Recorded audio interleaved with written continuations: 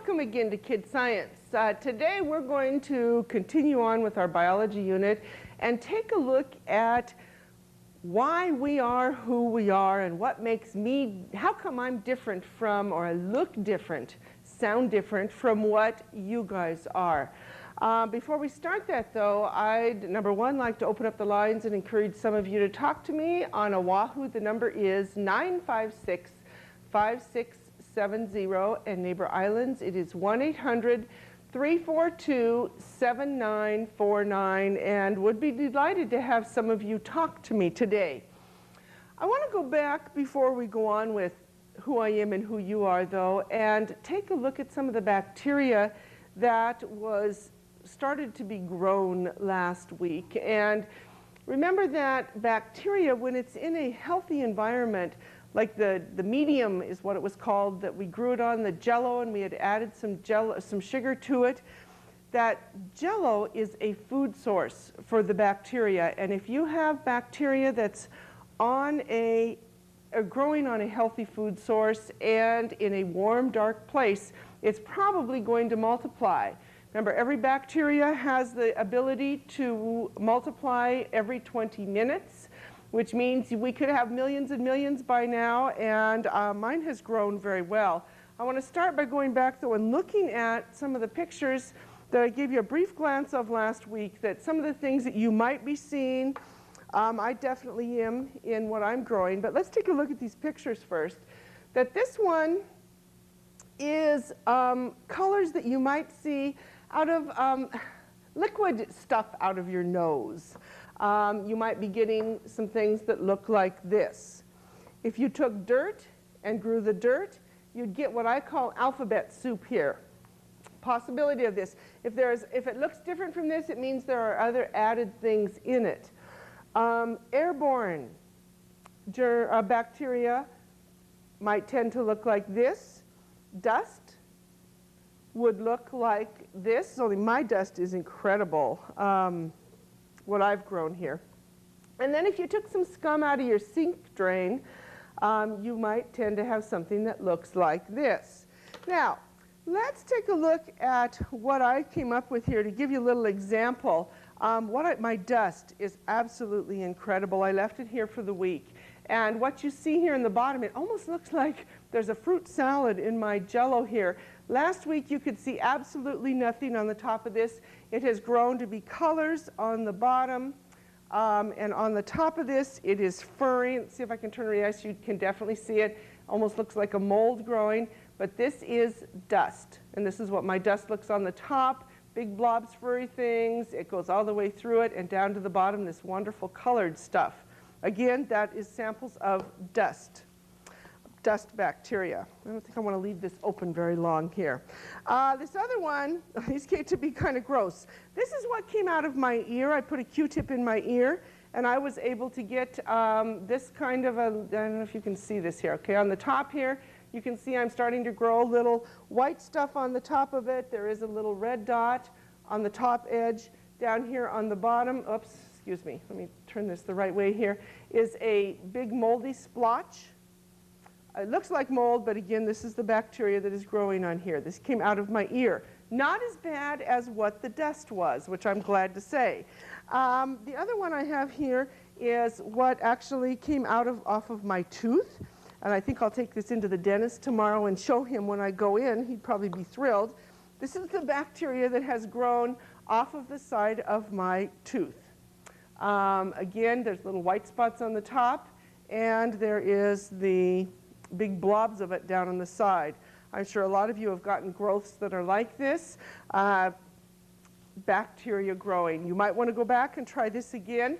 I'm tempted to try this with my tooth again and try it with a brushed tooth versus a non-brushed tooth and see what this actually would grow to be like. Now, I would not recommend opening yours up like I did. I was just trying to make it be clear so that you can see it. We do want to remember that some bacteria is good, some bacteria is bad, and both we have within our body. The one thing I think that has struck me since last week is, remember when I said that underneath every fingernail you have like 1.5 million bacteria? Think of that multiplying every 20 minutes. I bite my fingernails a lot. I found myself chewing on my fingernails, and every time I put it in my mouth, it immediately came out. Just thinking of how much bacteria was contained within that. Now, that's what we find in and on our body. Today, we want to go to a little different area, and that is looking at who we are and why we are who we are and how we resemble other family members. Thing we're going to talk about is something called heredity. And this, the definition of this is the passing of certain characteristics from parent to child. There's certain things that I passed on to my own two boys. I think there's things that they have that I don't think were ever part of me. But heredity is what your parent passed on to you, and heredity is what you as a parent will pass on to your children. Now, I want to start by giving you a little quiz here, make you think about heredity, and let's just see how much we know. Again, I'd like to open up the lines. Oahu is 956-5670, and Neighbor Islands is 1-800-342-7949. I'd like you to write down on here fact or fiction. We're going to put the question up on the television screen here. Think about it for a couple of seconds. Write down, this is like a true or a false, and then I will give you the answer. Let's see how much we know about this. First question is, man is the highest of all animals. Therefore, he has the most chromosomes. Is this fact or fiction? Fact or fiction?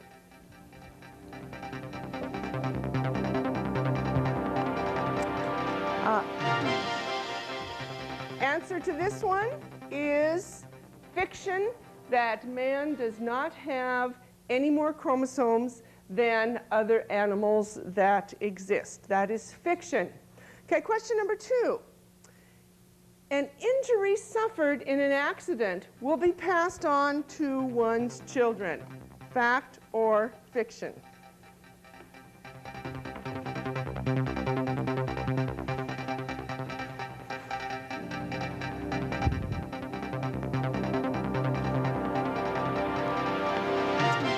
And the answer to that one is also fiction. The fact that I fell and tore a ligament in my leg while I was skiing doesn't mean that the child that I would give birth to after that happened would have the same problem. An accident, something that's suffered in an accident, will not pass on to someone else. Number 3, if your parents both have brown eyes, you will certainly have brown eyes. Fact or fiction?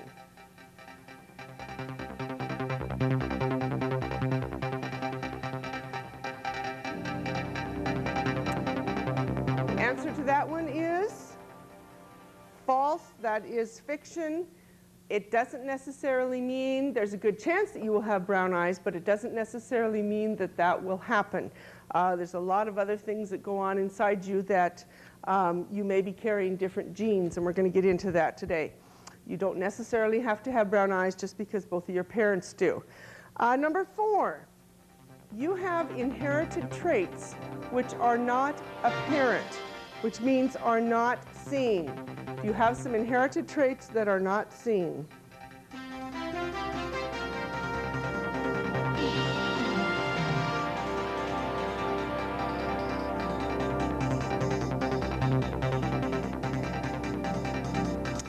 The answer to that one is true. You have inherited traits that are not apparent.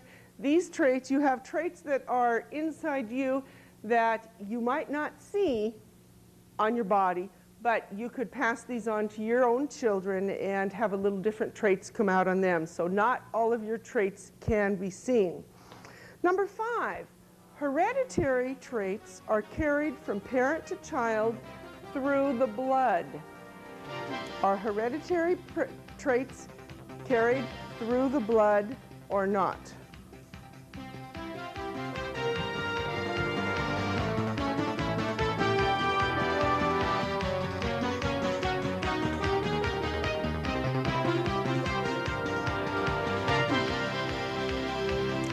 And the answer to that one is false. or fiction.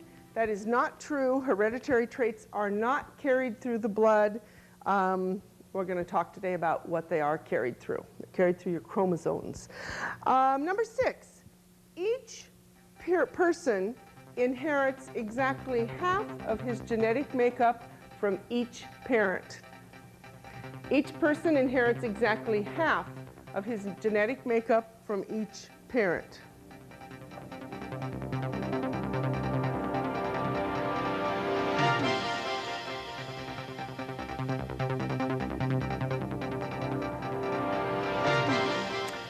The answer to that is true. You get half of your genetic makeup from each of your parents.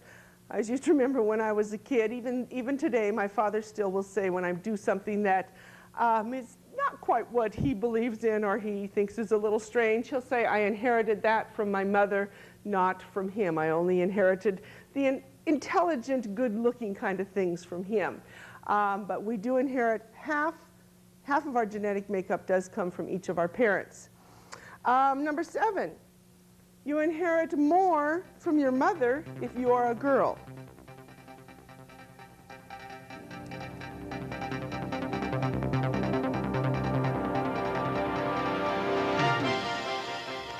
Okay, and if you listen to the last answer, you know that that is not true, that you get half of your genetic makeup from each parent. So even if you're a girl, you don't get more from your mother. If you're a boy, you don't get more from your father. Number 8, a parent may give a trait to his child without ever having the traits himself.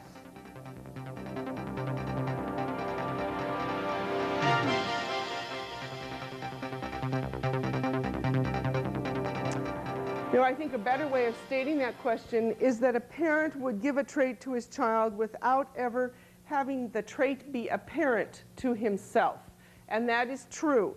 And those are those things that I passed on to my children that we don't see in me at all, that I have these traits, I passed them on to my kids, they might show them. I might have also passed them on to my kids. They don't show them, but they could pass them on to their kids, which is where you get a grandparent looking very much like a grandchild for some reason, and the person in the middle is a little different there. I didn't say that well. Let's try the next one here. Number 9, if you resemble one parent more than the other, you probably inherited more from that parent.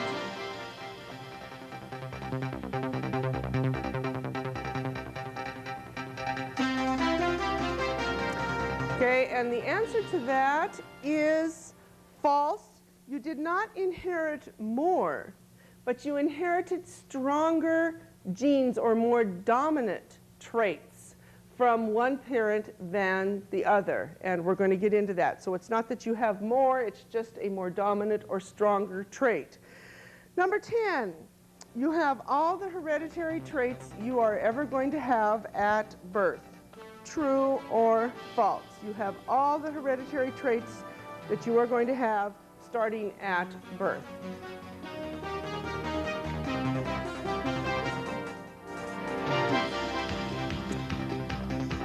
And the answer to that one is also true, that everything that you have genetically today you received at birth. And this is what we want to start out by looking at today, is what you did inherit at birth. They call it your blueprint for life. It's who you are, why you are you. When police go out and they are trying to identify bodies, they will look for certain things that will help identify us. One thing they started to do several years ago to help identify lost kids was to fingerprint all of us from a very, very early age. Supposedly, there is no one with the same identical fingerprints. They have not found anyone with identical fingerprints.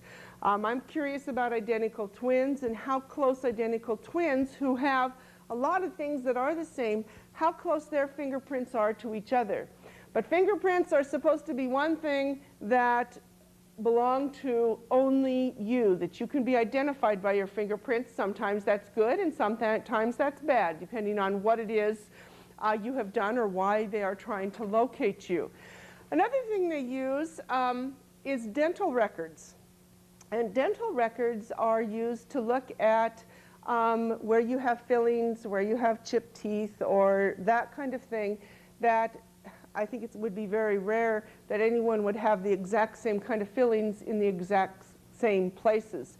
So if they come up with missing people and they know that this could be a possibility of 1 out of 10 people, they may go for the dental records of those 10 people and see if they can match that up if all of the teeth are still intact in the body. Another way they can start to identify you is by your blood type. It's a start. They cannot tell you alone by your blood type. But when you combine these other things together, it helps to come up with an identification of someone. And what they've started to do in the last several years is go for your DNA, which looks real specifically at your genetic makeup. And DNA first came to really be talked about during the O.J. Simpson trial, and using DNA to really try to identify certain things within that trial. Now, let's go back to the beginning here and let's take a look at how all of this starts. And if you would take out a pencil and some colored pens here, please. I would like you to take a few notes with me, and we're going to do this basically in the form of drawing things. Let's start with the beginning of life and how did we get to be who we are. We start out with an egg, and the egg is joined by a sperm. Make a little sperm here that joins the egg, and when the egg and the sperm join together, we come out with a fertilized egg cell. So on here, let's write down when the egg and the sperm join together, we come up with a fertilized egg. And this fertilized egg is actually a single cell. And we talked about cells earlier. A single cell. And within that single cell, there are 46 chromosomes. Let's just write down here that there are 46 chromosomes. C-H, R-O-M-O, S-O-M-E-S. 46 chromosomes.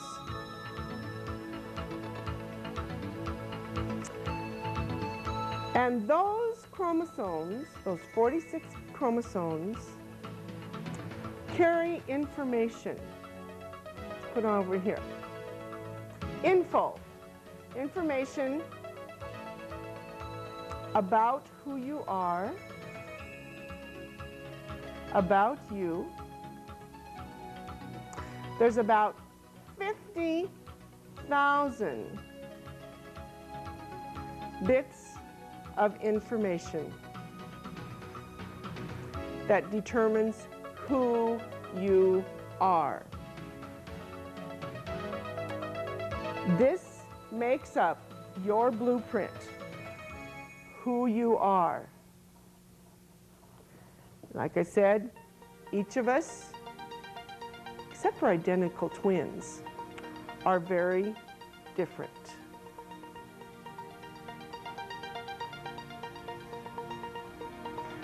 Okay, now let's take a look at what happens when, after this sperm joins up with the egg, we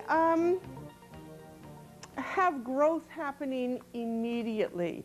And that single cell immediately starts to change. It starts to divide.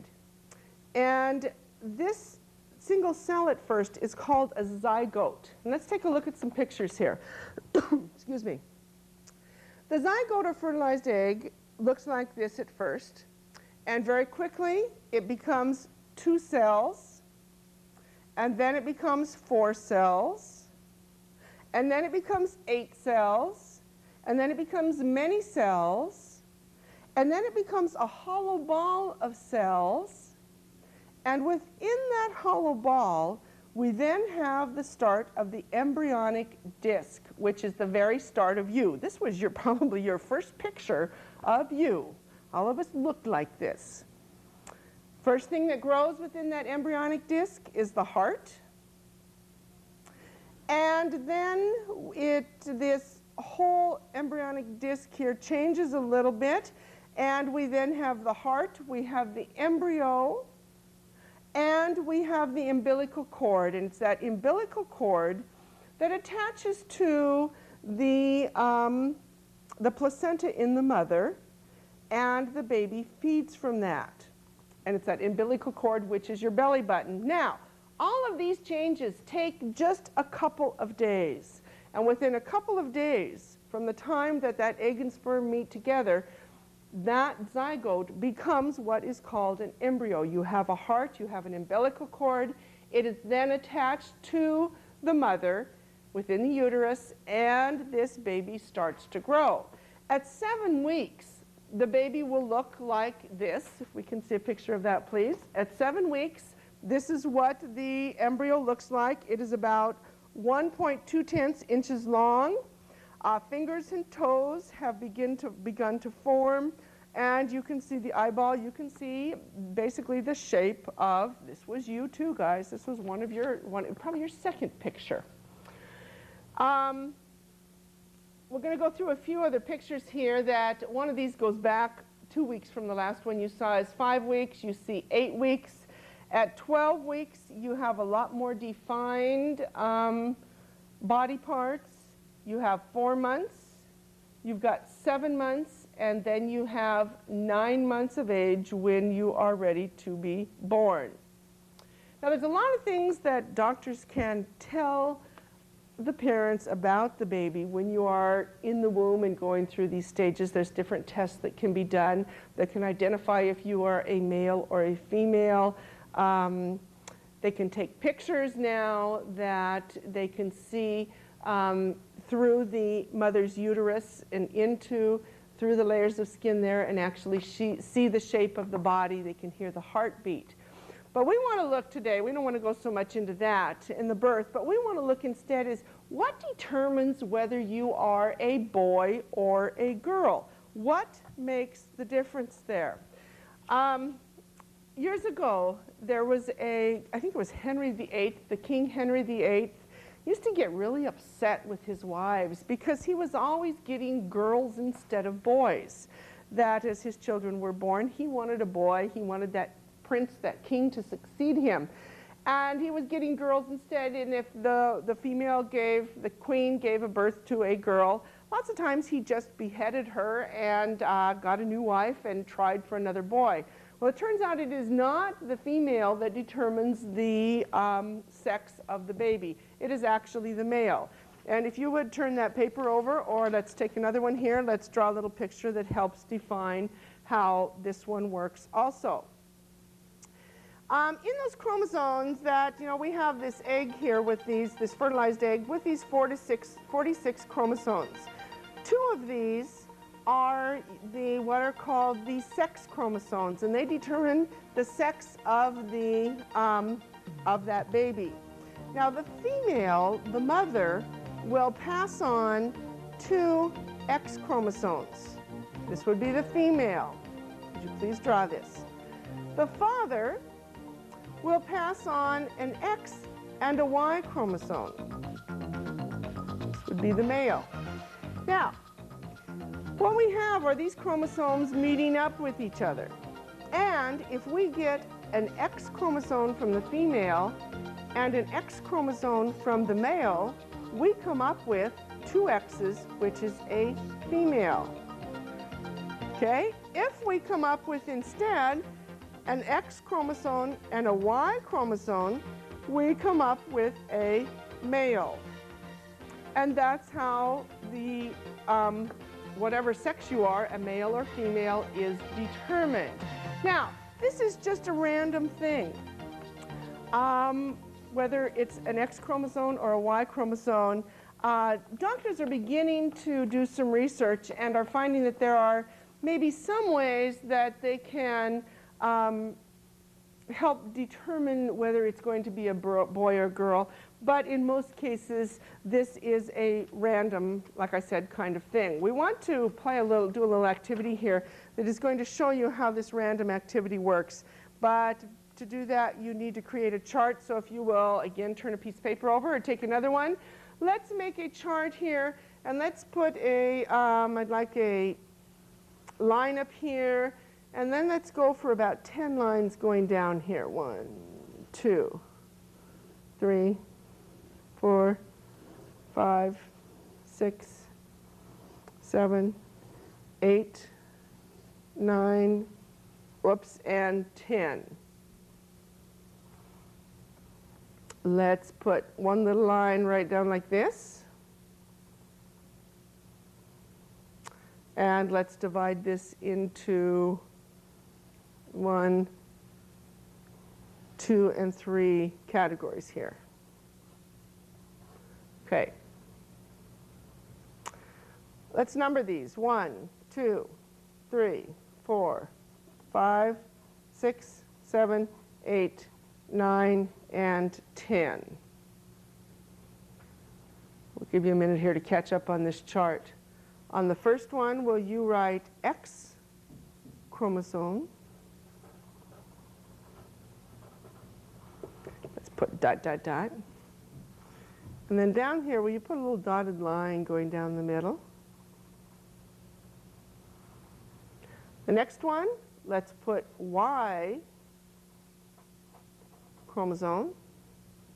Again, let's put a little dotted line down through here.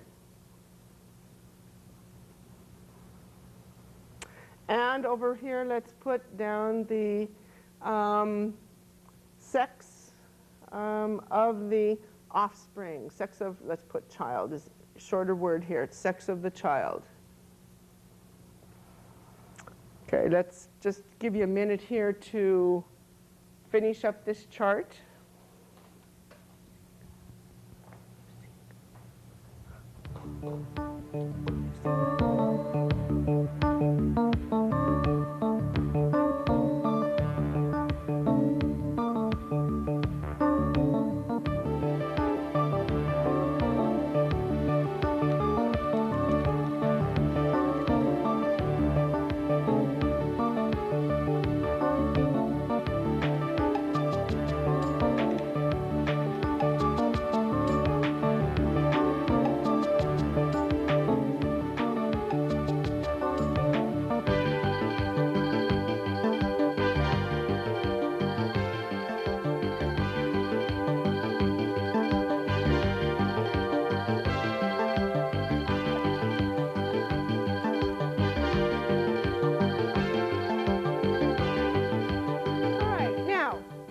What you're going to do is to go through a random activity here to see how often the chances are that the baby is a boy and how often the chances are that it is a girl. You have 2 envelopes or 2 cups or something in front of you. One of them should have 10 little squares or beans or something of one color. This represents the X chromosomes, or this is the female. The other one, it has 2 colors in it. You should have 5 of one color, 5 of another color, and this represents the X and the Y chromosomes that you would find within the male. Now, you don't want to look in these containers. Mine are clear just so that you can see into them, but I'm not looking at these, and I am going to just pull out one little tag from, or one little piece of paper from each container. First one I pull out is going to be from the female one. It is green on my chart. I am going to mark off that I had a X chromosome, okay? And then I am going to pull out of the other container another piece of paper. This would be the chromosome coming from the male. And I got a green one on this one, which I would then mark on this space, and the sex of the child then would be a female. Okay, the next one that I would do, if I come up with a Y chromosome, I want to mark down here that I got a Y chromosome, and maybe I